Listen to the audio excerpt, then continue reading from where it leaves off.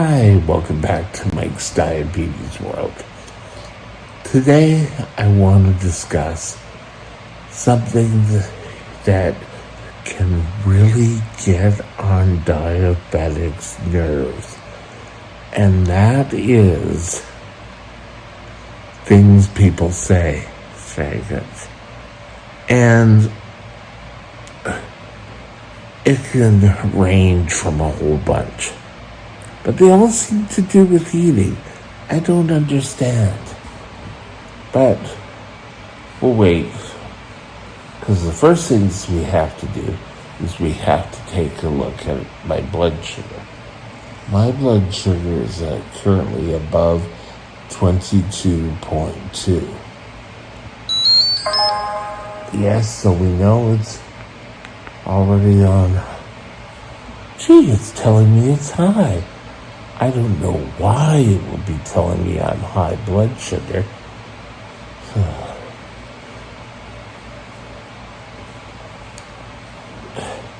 But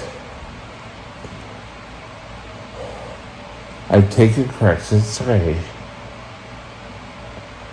Because of my CPAP, my mouth sometimes has Vaseline dried on it, but what people say to diabetics, and they'll say this whether you're a type 1, you're a type 2, whatever, but we really have to kind of stop and say, where is this coming from? Now, the first one that really got to me was, well, you know, you got that because you ate so much sugar. No, I don't think that we could get it from that. It's people mistaking type 1 and type 2. And again, type 2, you don't always get from eating too much sugar. My aunt was a beanstalk. My step-grandmother was just a little itty-bitty thing. But they were both type 2s.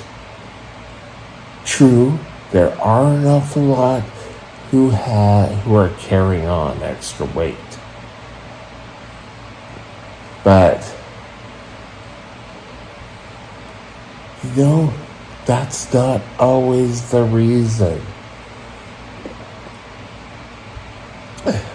Next was, well, if you just lose the weight, you can cure yourself. And you know what? Again, no. You need to truly watch what you eat, but you don't need to just go out there, lose a whole bunch of weight, and miraculously your blood sugar will come under perfect control. It's not going to happen.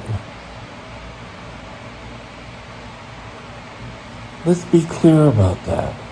Type 1 is a non-curable type of diabetes. Doesn't mean it will always be there. At the current time, it's uncurable. Well, my aunt had great success by eating cinnamon.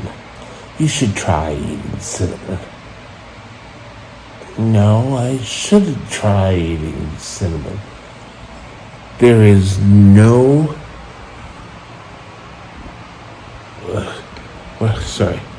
There is no evidence that proves cinnamon helps out anyway with type 1 diabetes. And actually, I don't think it really does for type 2. I covered that in the supplements earlier. It's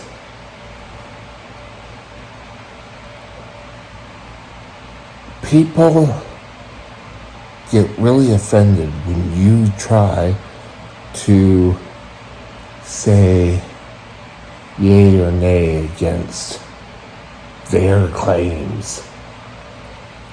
And I eventually started to say, when I started to hear all these things, is, listen, I'm the one who has to live with this. Do you think if there was a cure out there, I'd be saying, oh please, oh pray please, can I take an injection 4 times a day? Or do I have to count carbs all the time? Oh golly gee whizzikers, I really wish I could. No one's gonna wish that on anyone. I hope one day diabetes will be, well, here's the treatment. In a while, you should be needing insulin. Or, here's a shot, one-time shot, and we can prevent diabetes. But there isn't anything right now. I know my dad had this philosophy for me, and I'll have to admit, as a kid, I wasn't that active. I really didn't want to go out and play football all the time or go running, and he couldn't understand. He loved running so much, and why I couldn't handle the running. My mom couldn't handle running either. So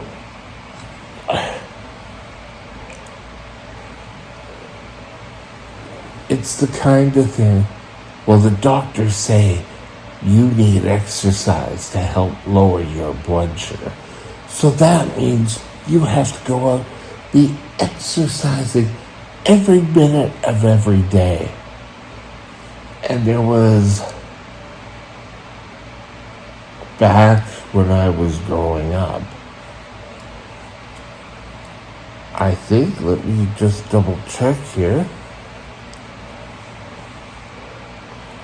Hey Siri, was Bobby Clark a diabetic?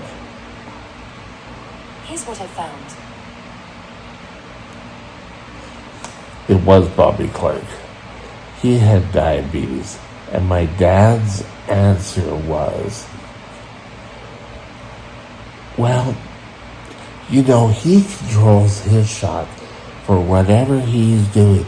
If he's playing a game, he gives himself less insulin.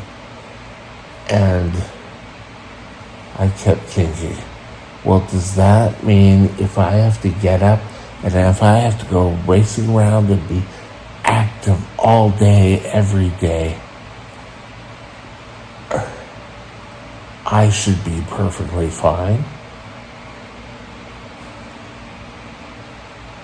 Around the time I was diagnosed,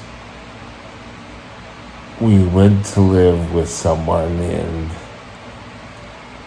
Alberta because my dad was in the oil and gas. And we were all in the backyard, and the lady whose house it was, and my dad were in lounge chairs. And it was, Mike, don't get me this. Mike, don't get me that. And it was just constant.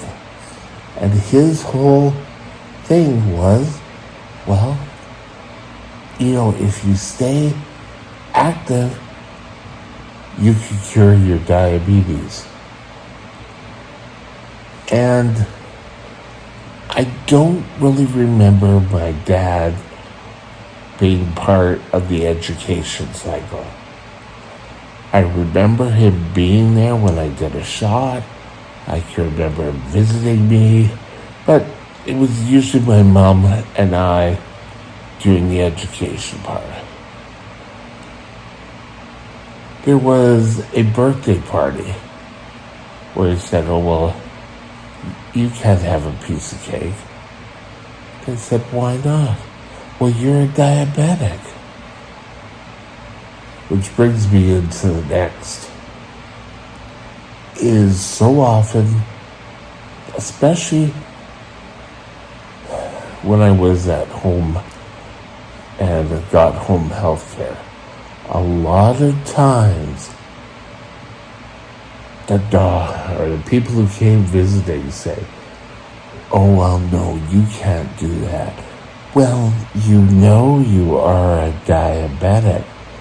And I kept feeling like saying, no one friggin' ever told me.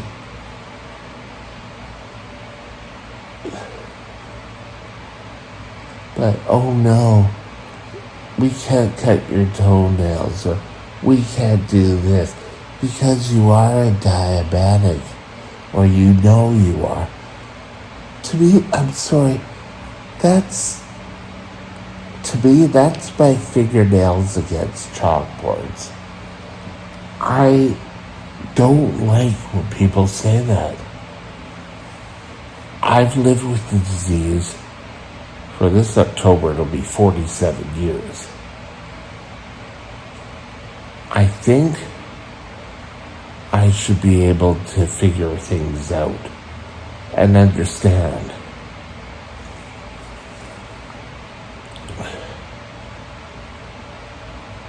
But a lot of times, what people say are tied into with type 2. Type 2 is so much more prevalent out there than type 1s. And therefore, people know more about type 2s. And they will constantly tell you everything they know about type 2 and how it should be the same for yours, too. You just have to do this for it to be curable. Well, if it was curable, I think I would be on the front page of Time magazine for figuring it out. It's just stuff to think about next time you speak to a diabetic. Have a great day. We'll talk later. Bye now.